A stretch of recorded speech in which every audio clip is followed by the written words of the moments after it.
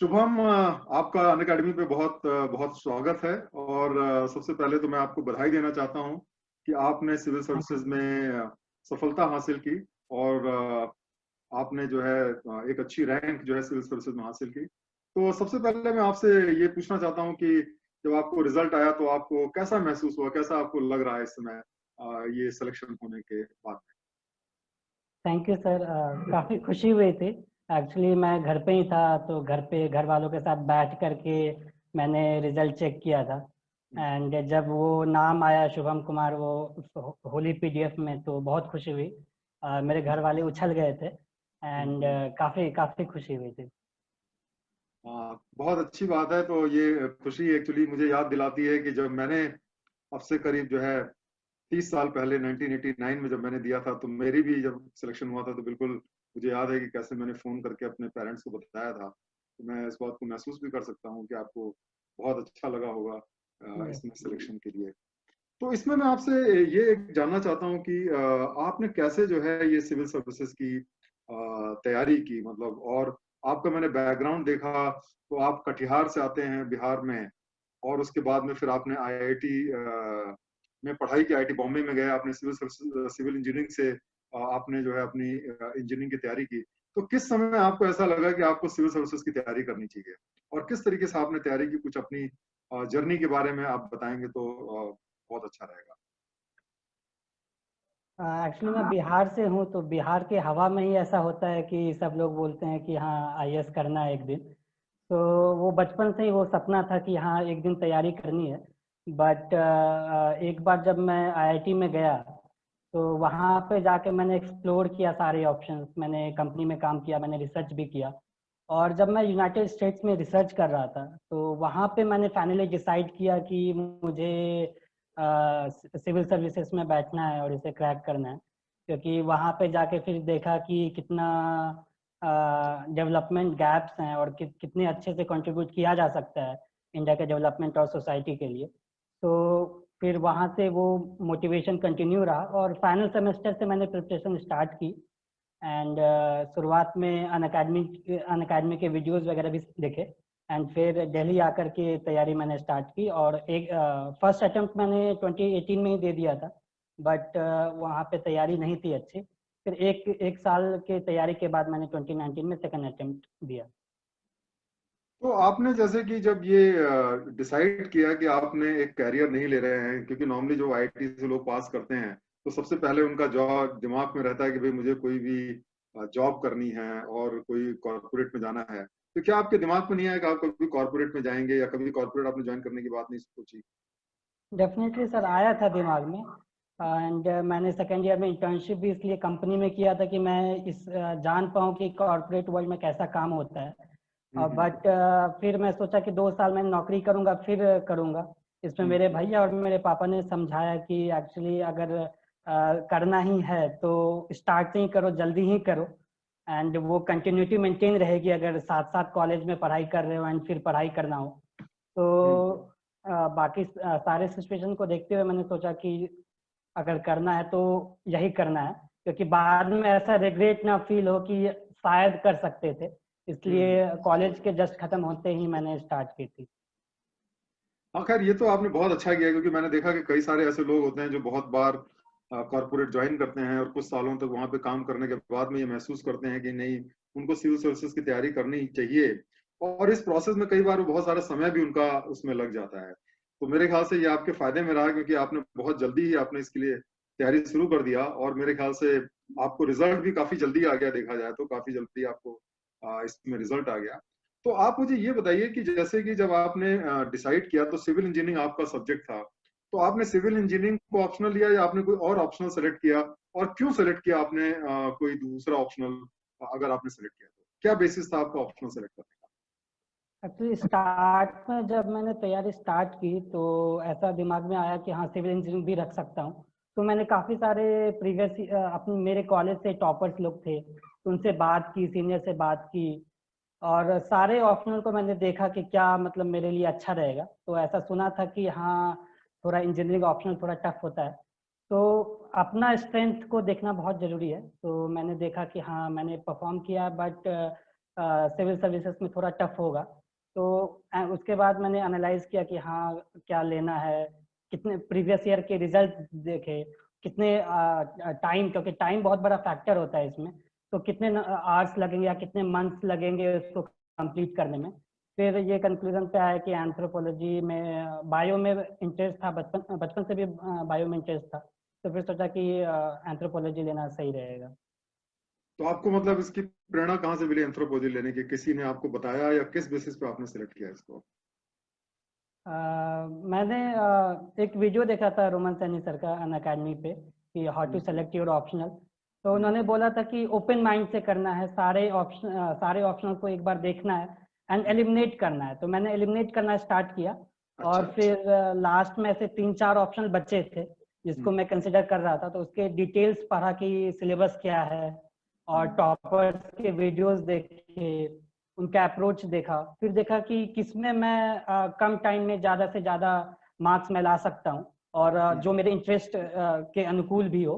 तो वहाँ पे फिर फाइनली डिसाइड किया और फिर लोगों से बातचीत की जैसे मैंने बताया, और फिर फाइनल किया कि हाँ इस मतलब ये पूरे प्रोसेस में मुझे लगभग 1 महीने लग गए थे कि हाँ ये 2018 के अटेम्प्ट के बाद मैंने फाइनली जून 2018 में डिसाइड किया था कि एंड में कि एंथ्रोपोलॉजी लेना है।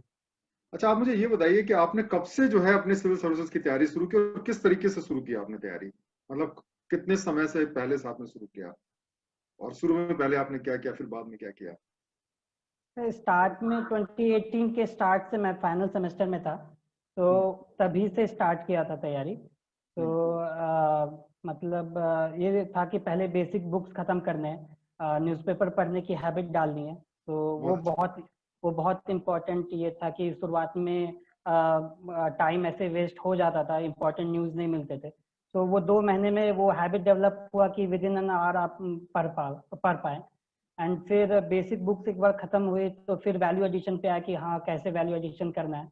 और चूंकि मैंने काफ़ी सारे टॉपर्स के वीडियोस में रेगुलरली देखता था, तो फिर ये समझ में आया कि टेस्ट सीरीज काफ़ी इंपॉर्टेंट रोल प्ले करता है। तो आंसर राइटिंग भी, तो शुरुआत से ही मैंने आंसर राइटिंग करना स्टार्ट कर दिया था, मतलब 2 महीने के प्रिपरेशन के बाद से ही। एंड टेस्ट सीरीज भी स्टार्ट कर दिया था। तो मुझे लगता है कि वो थोड़ा हेल्पफुल रहा कि ये मैं स्टार्ट से ही करना शुरू किया।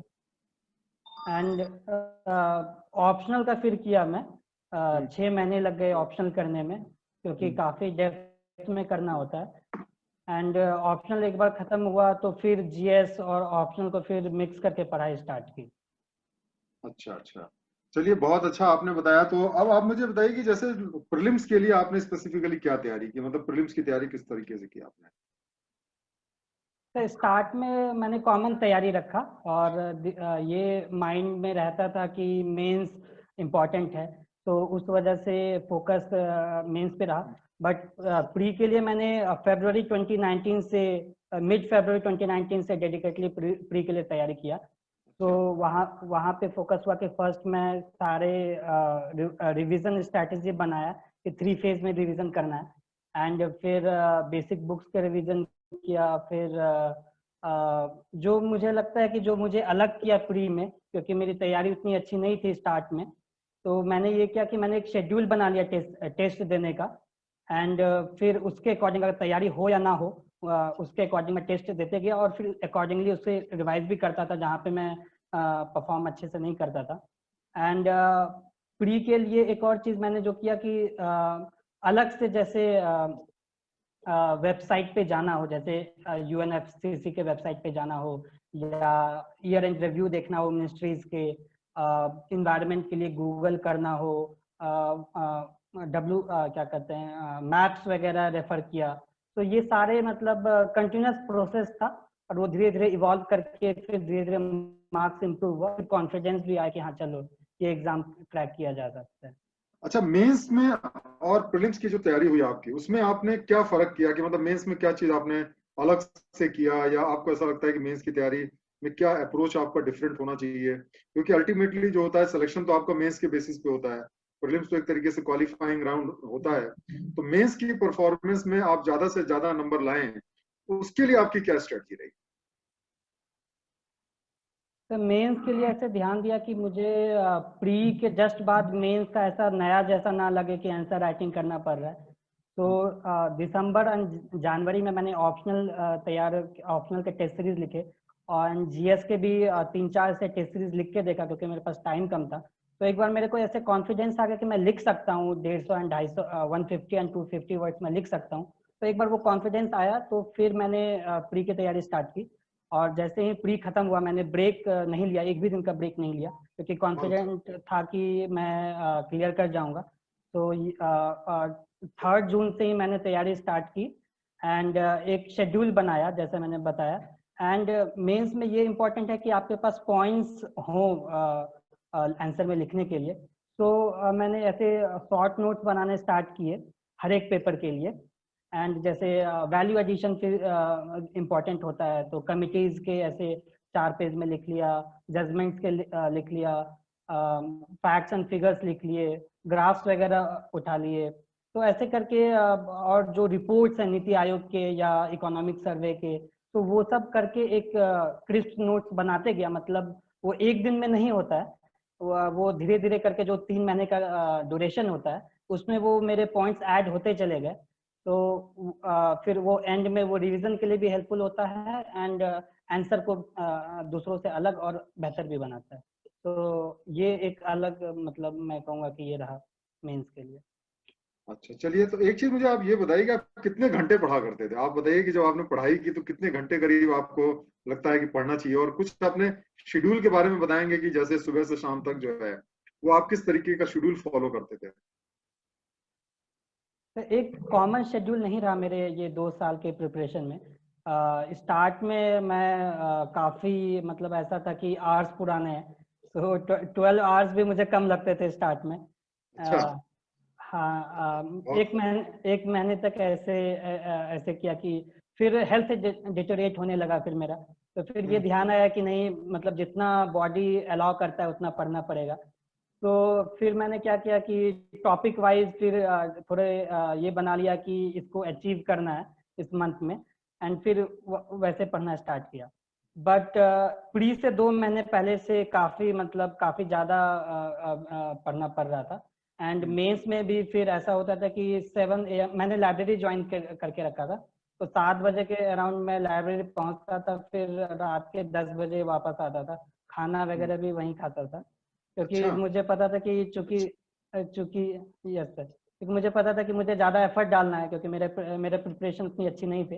तो मैंने फिर मेंस प्री के जस्ट बाद से फिर एकदम स्ट्रिक्ट डेडलाइन किया। और इसमें मैं बताना चाहूँगा कि मेरा रूम पार्टनर जो था, हम हम्म। दोनों ने एक दूसरे को कॉम्प्लीमेंट किया। एंड अच्छा। उसका भी लिस्ट में नाम है, हम्म। 404 रैंक, कुमार निशान। तो हम्म। हम लोगों ने मिलके फिर कॉमन ऐसा कुछ टाइमलाइन बनाया कि हाँ इतने बजे से इतने बजे पढ़ना है, और हम्म। फिर एक दूसरे को कॉम्प्लीमेंट करते हुए तैयारी की। हाँ, ये तो मैंने देखा, ये बहुत ज्यादा फायदेमंद रहता है अगर हम लोग एक ग्रुप में तैयारी करें और एक दूसरे का हौसला बढ़ाते रहें। क्योंकि कई बार क्या होता है कि जो है हौसला कई बार डाउन होने लगता है, और अगर दोस्त अच्छे हों और सब एक दूसरे का हौसला बढ़ाएं तो नेचुरली आपका एक मोटिवेशन बना रहता है। तो ये बहुत अच्छा आपने टिप ये बताई। और मेरे ख्याल से जितने भी हमारे जो स्टूडेंट्स हैं उनको ये ध्यान रखना चाहिए कि अगर वो एक छोटा सा ग्रुप बनाए तो वो डेफिनेटली ज्यादा अच्छे तरीके से तैयारी कर सकते हैं। अच्छा। आई थिंक ये काफ़ी हेल्पफुल हम्म। रहा। प्री के लिए भी मैंने ग्रुप बनाया था, बहुत एंड अच्छा। प्री के बाद भी मैंने ग्रुप बनाया। हाँ। तो उससे मुझे लगा कि काफ़ी, मतलब कम टाइम में चीज़ें हो जाती है, बट ग्रुप अच्छा होना चाहिए, वो काफ़ी ज़रूरी है। अच्छा, एक चीज मैं आपसे पूछना चाहता हूँ कि आजकल ऑनलाइन का जमाना है और हम देखते हैं जैसे बहुत सारे टेलीग्राम ग्रुप्स हैं, बहुत सारे वीडियोस हैं, बहुत सारे वेबसाइट्स हैं जहाँ पे बहुत सारा फ्री मटेरियल लोगों को प्रोवाइड करते रहते हैं। अब बहुत सारे जो सिविल सर्वेंट एस्पिरेंट्स हैं वो साहब डाउनलोड करते रहते हैं। और तो आपको मतलब कई बार क्या होता है कि बहुत ज्यादा आपने डाउनलोड कर लिया मटेरियल और बहुत ज्यादा मटेरियल आ गया और आपके पास पढ़ने के लिए समय नहीं है। साथ साथ में कई बार क्या होता है आपके पास मटेरियल की कमी होती है और आप कम मटेरियल की वजह से अच्छी तैयारी नहीं कर पाते। तो किस तरीके से बैलेंस हमें जो है इसमें अचीव करना चाहिए कि हम मतलब जो है ऑप्टिमम रिजल्ट जो है पा पाए?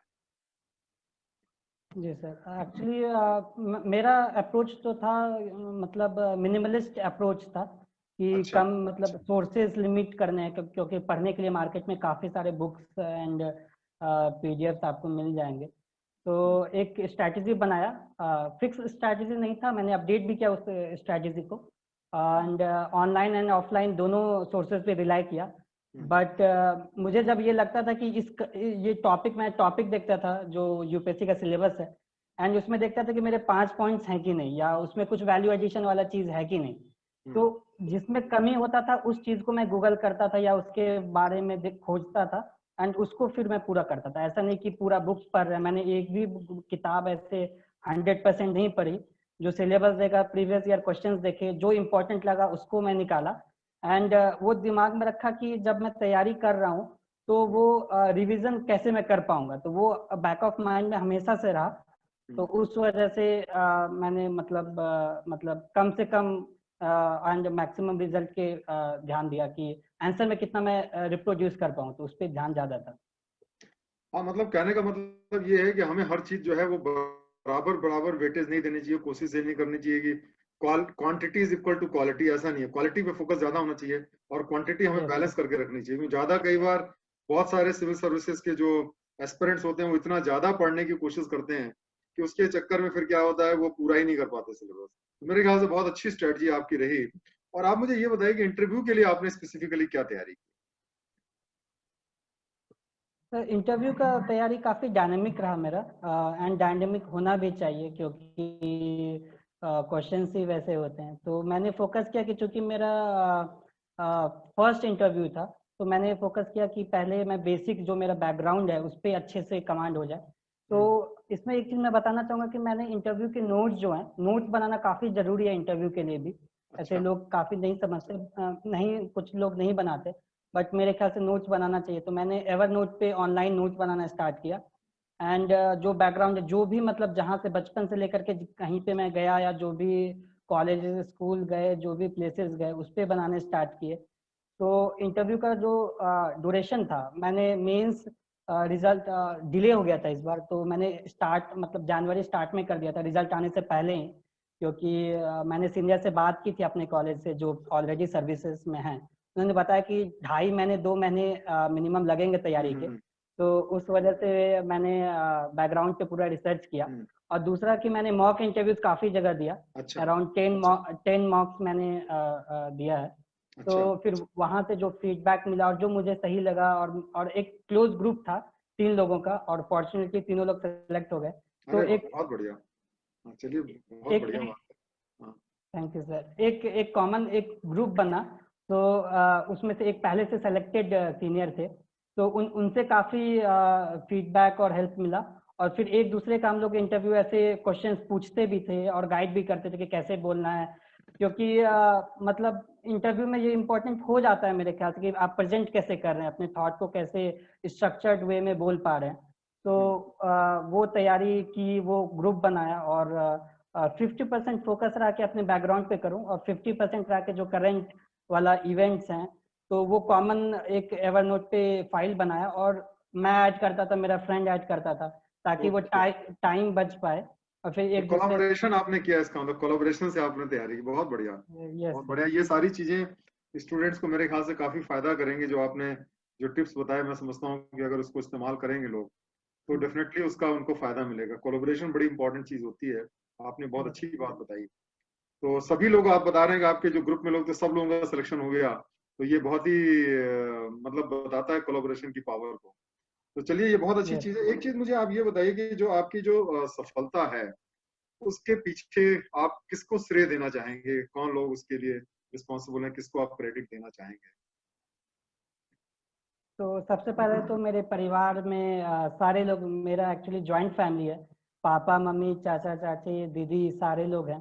तो उनका काफ़ी एक कंसंट्रेटेड एफर्ट रहा कि मैं अच्छे से तैयारी कर पाऊँ, घर का कोई प्रॉब्लम हो या कुछ भी हो, वो मुझ तक नहीं आए। उन लोग का पहला ये था कि ये तैयारी अच्छे से कर पाए, किसी चीज़ की कमी ना हो। तो ये फैमिली एज अ होल मैं श्रेय देना चाहूँगा। एंड दूसरा कि जो मेरे फ्रेंड्स थे, उनके वजह से मुझे लगा कि मैं तैयारी कम टाइम में अच्छे से कर पाया। एंड तो आप कुछ फ्रेंड्स के नाम बताना चाहेंगे जिन लोगों ने मिल करके आपको, जिसका आपको लगता है कि उनको भी क्रेडिट मिलना चाहिए, कुछ फ्रेंड्स जो हैं? हाँ, जैसे मैंने बताया कुमार निशांत विवेक है, उन्होंने 404th रैंक लाया है। एंड मेरे एक सीनियर हैं कुमार सौम्य, उन्होंने 696 रैंक लाया है। इसके हाँ। अलावा भी मेरे काफ़ी सारे फ्रेंड्स हैं, मतलब आईआईटी बॉम्बे के कॉलेज के मेनली, तो उनके साथ भी तैयारी मतलब जारी रहती थी। आदित्य है, सूर्या है, निकिता है, तो इन लोगों के साथ मैंने मिलके तैयारी की। अच्छा, एक चीज ये देखा होगा आपने कि कई बार क्या होता है कि जो बहुत मेहनत से लोग सिविल सर्विसेज की तैयारी करते हैं, और जैसा कि आपने इस बार भी देखा होगा बहुत से लोग हैं जो सेलेक्ट नहीं हो पाए सिविल सर्विसेज की तैयारी में, तो बड़ा डिसअपॉइंटमेंट होता है, बड़ा अफसोस होता है कि इतनी मेहनत की सफल नहीं हुए। तो आप उनको कुछ मैसेज देना चाहेंगे, आप उनको कुछ बताना चाहेंगे इसके माध्यम से, ताकि उनको उनकी लाइफ में कुछ उनको फायदा हो? तो इससे क्या करना चाहिए उनको, जो लोग नहीं सफल हुए उनके लिए क्या मैसेज है आपका? सर, रिजल्ट आने के एक दिन पहले तक मुझे भी नहीं लग रहा था कि मैं सेलेक्ट हो पाऊंगा। तो इतना टफ एग्जाम हो जाता है, ये अनप्रेडिक्टेबल भी है। तो इसमें कि कोई कह नहीं सकता कि कितना रैंक आएगा, हो पाएगा कि नहीं हो पाएगा। तो तैयारी जो है वो कंटिन्यूस होना चाहिए, वो जारी रखनी चाहिए। एंड अगर आप मेहनत और लगन से एंड एक प्रॉपर स्ट्रैटेजी से अगर आगे बढ़ते हैं तो डेफिनेटली सक्सेस कभी ना कभी आएगी। इसलिए मतलब हताश नहीं होना है। कॉन्फिडेंस काफ़ी इम्पोर्टेंट रोल प्ले करता है, मुझे लगता है। एंड ये वर्क किया मेरे लिए। तो सबको अपनी मेहनत से, अपने कॉन्फिडेंस से तैयारी करते रहना चाहिए। एंड टॉपर्स में भी मैंने देखा कि कैसे लोग 3 अटेम्प्ट 4 अटेम्प्ट के बाद फाइनल सिलेक्शन होता है। तो इस वजह से मतलब सबको तैयारी जारी रखनी चाहिए। हाँ, कई बार ऐसा देखा गया है कि लोग जो हैं वो 2-3 साल तक प्रीलिम्स भी नहीं क्वालिफाई कर पाते, और उसके बाद सडनली वो टॉप रैंक पे आ जाते हैं टॉपर्स में। ऐसे भी आपको बहुत सारे लोग मिलेंगे जो कि कई बार प्रीलिम्स भी को नहीं क्वालिफाई कर पाते, या कुछ लोग ऐसे हैं जो इंटरव्यू में नहीं अच्छा कर पाते लेकिन उसके बाद में सेलेक्ट होते हैं। तो बहुत अपने अच्छा मैसेज दिया कि सभी को जो है हिम्मत नहीं हारनी चाहिए और लगातार कोशिश करनी चाहिए, क्योंकि इसमें जो है थोड़ा सा सिस्टमेटिक तरीके से। तो आपको ऐसा लगता है क्या, किस तरीके से वो मतलब किस तरीके से वो तैयारी करें कि उनके जो चांसेस हैं सिलेक्शन के वो थोड़ा इम्प्रूव हो जाए? आपको कुछ आप टिप देना चाहेंगे उनको?